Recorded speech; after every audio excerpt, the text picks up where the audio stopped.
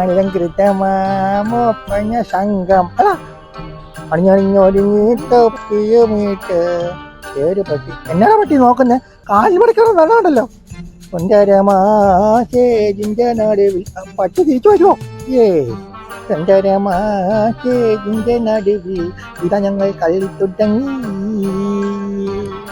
ആ ബാബുട്ടി നല്ല ഫോമിലാണല്ലോ. ആ ഞങ്ങളുടെ സ്ഥലം കൊടുത്തല്ലോ. ഏത് നമ്മുടെ ഇല്ലിക്ക കിടന്ന സ്ഥലം? അത് ശരി. എന്ത് എന്നാ വിലക്കാ കൊടുത്തേ? 60 പറഞ്ഞ. എന്താ കാശൊക്കെ എന്തി? അതൊക്കെ വീട്ടുകാർ മേടിച്ചു വെച്ചു. എന്നിരുന്നാൽ ആരിലൊക്കെ ഞോണ്ടിക്കൊണ്ട് പോകുന്നു പറഞ്ഞു. ആ നന്നായി.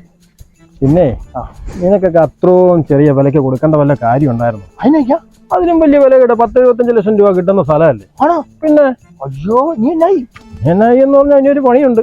എന്നാ? അതിന് പറഞ്ഞു തരാം കാര്യങ്ങളൊക്കെ. പക്ഷെ അതിന്റെ 5-1 എനിക്ക് തരണം. അപ്പൊ നാളെ രജിസ്റ്റർ ചെയ്യാൻ പോകുമ്പോഴത്തേക്ക് അവിടെ ചെന്ന് ഒപ്പിടാൻ നേരത്ത് നീ അവരോട് പറയുക എനിക്ക് 5 ലക്ഷം രൂപ കിട്ടാതെ ഒപ്പിടത്തില്ലെന്ന് പറയാ. പിന്നെ അവര് തരാതെ എന്നാലേ നീ ഒപ്പിടത്തുള്ളൂ എന്ന് നീയും പറയാം. അപ്പൊ ഞാനും ഏറ്റു. ഇപ്പൊ കിട്ടും, അങ്ങോട്ട് ചെന്നാ മതി.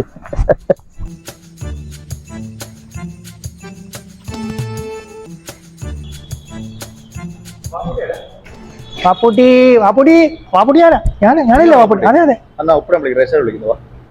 ഞാൻ ഒപ്പിടത്തില്ല. 5 ലക്ഷം രൂപ വരാതെ ഞാൻ ഒപ്പിടത്തില്ല. അത് ആശ്രയിക്കാ പറഞ്ഞു നിങ്ങൾ എന്നെ പറ്റിച്ചാണ് 5 ലക്ഷം രൂപ വരാതെ ഒപ്പിടണ്ടെന്ന് പറഞ്ഞു. ഞാൻ ഒപ്പിടത്തില്ല. അതൊക്കെ ഞങ്ങളുടെ അവിടുത്തെ ആശ്രയിക്കാറുണ്ടല്ലോ.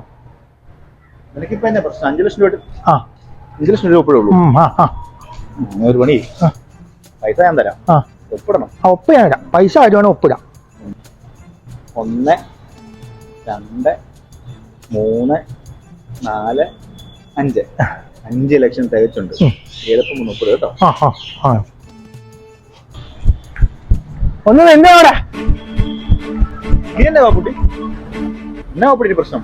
ബാപ്പുട്ടിയെ പറ്റിക്കാൻ ചോദിച്ചല്ലേ? ബാപ്പുട്ടി മണ്ടല്ല കേട്ടോ. പണി പാളിയോ? ഈ 1 ലക്ഷം കീറിയതാ. ഇത് മാറി തന്നാലേ ഞാൻ ഒപ്പിട്ട് തരുള്ളൂ. അത്രേ ഉള്ളൂ.